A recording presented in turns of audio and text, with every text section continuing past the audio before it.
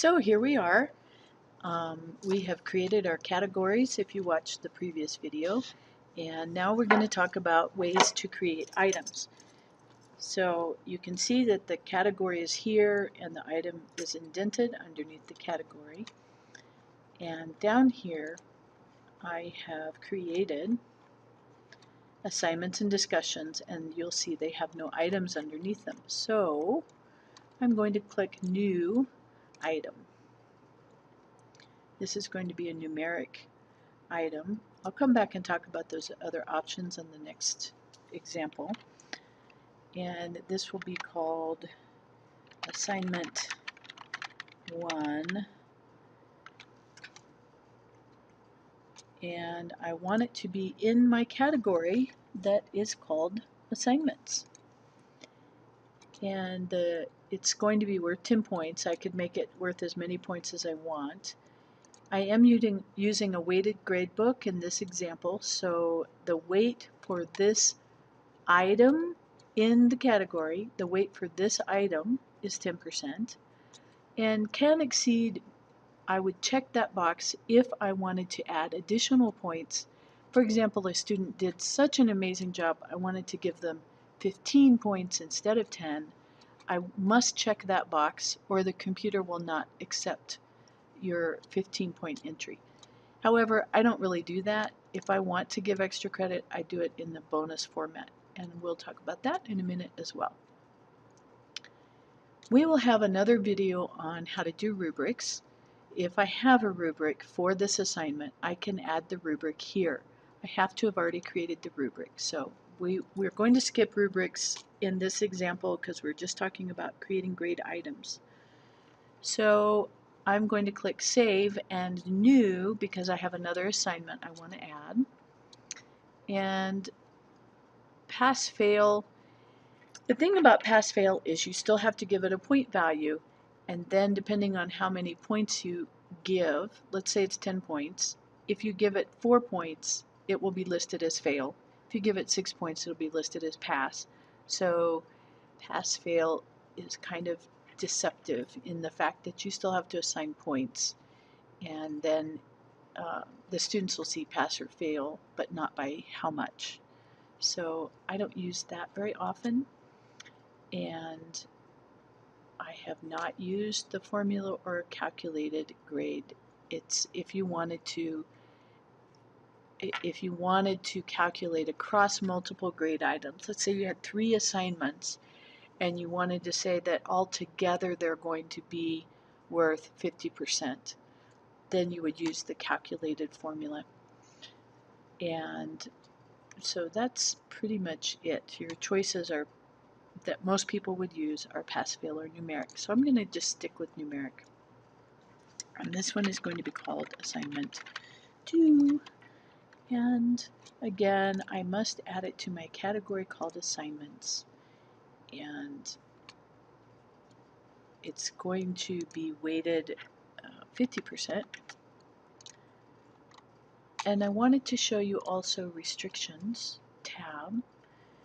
You always want this item to be visible, or you can have it visible for a certain amount of time. This is the gradebook. This is not the availability of the assignment, so you should probably just say that it will always be visible as an item that is graded. Alright, so we're going to hit Save and Close. Now, you'll notice I have some errors. We've discussed this in the previous video. My assignments total is 60%. I still need to get up to 100% in my category. So let's not worry about that right now. I've shown you the first way to add individual items, which is to go here and click on New Item. Let's go to the Content area, and I'll show you. I'm going to create a test module to put these items in. When you've created your folders or your modules here, you can create an activity. Now remember, I already created the item in my gradebook, so I'm going to click on New Assignment, And this one is going to be called assignment 1. Okay, I can put my instructions in here. I'm going to hit publish. Now I'm on this screen. I can add an attachment. Down here I can add my dates and restrictions for when it will be available. I want it to be available now, and I want it to be due in a week. And if you add an end date, then what you're saying is that it will not be available. Students can click on it. It will not open up after your end date. I don't find that to be very useful. I like the due date because it shows me if something's been turned in late. If a student legitimately missed a due date and had an excuse, if I had it set an end date, I'd have to go back in and change the end date so that they could get into it and submit the assignment. So I just tend to not use the end date. It's my personal preference. So here I have set a due date, and I'm going to add a grade item, and it's going to be 10 points. And remember, I created the grade item in the book, in the grade book, so I can find it. Here it is, assignment 1. So I have to click on the right side, I have to click save. Now this item that I'm creating in the content folder is now linked to the gradebook item that I just created prior to coming here. Over here I still need to click update because of the due date information, and now my assignment has been created. So if I return to my module, you can see now there's an assignment. The assignment has a due date, and I want to edit the topic. So I'm going to click in again. You can add attachments, and this is, if you'll remember, the Dropbox. I can change some of these other options here, including whether they can submit multiple copies and that kind of thing. So that completes my item creation. Now, you can also create a gradebook item when you're creating an assignment. Just to review, I created the gradebook item and I came here and I created the assignment. So method 2 is that I'm going to create a new assignment. This one is going to be called assignment 3, and I'm going to hit publish. And over here in the gradebook item, it's going to be worth 10 points, and I need to add it. Remember, I don't have assignment 3. I created 1 and 2, but not assignment 3. I do want it to be in the category called assignments, and I do want it to be 10 points. I need it to be weighted worth 40 so that my total comes to 100. And this, if you remember from the setup wizard, there's no other scheme to choose. I want the gradebook item to be visible. I'm going to create it. So in this case, we've just created assignment 3 basically on the fly. And I'm going to hit save here, and I have already published this.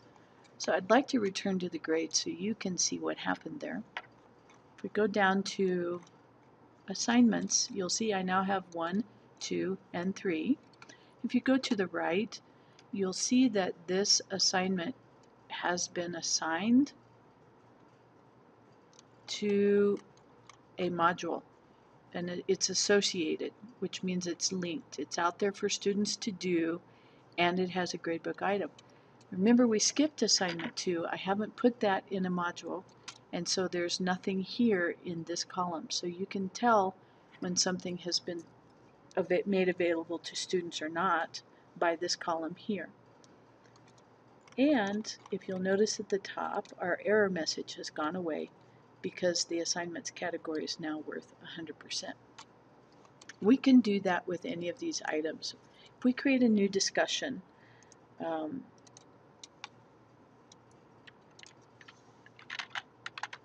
I first have to create a forum, and we're going to create a topic. So in this topic, I can add it to the gradebook, just like I did when I was creating the assignment in the content folder. I click on the assessment, and I don't have a grade item. I need to create a new grade item. Intro discussion. And the category is going to go in my discussions, and it's going to be worth 30%, and we're going to hit save. So that's now in the grade book, and it's a score of 10. If I want, I can add that rubric. Again, that'll be in a new, different video. I can assess individual posts. We've discussed this in discussion board, so I'm not going to go through all of those things. What I've done here on the assessment tab is added a grade item to the grade book while I was creating my discussion. So if I go to grades,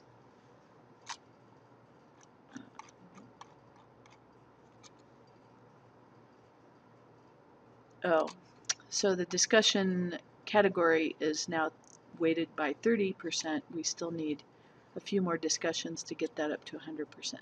But you'll see it is here. It is associated in the discussion board section of the course, and voila. Those are the two ways that you can add items to your gradebook. I do want to mention something really important. Even if you don't have a weighted gradebook, categories are useful if you have a numeric gradebook because it allows you to drop, I'm just going to remind you here, when you have a category, you can drop an item, the lowest item. So if you have assignments or small quizzes or anything like that where you want to allow students to drop their lowest grade, you have to create a category even in your numeric gradebook so that you can select this option and then you can drop the lowest grade. So I just wanted to point out that categories are useful even if you have a numeric gradebook. And that concludes our gradebook items.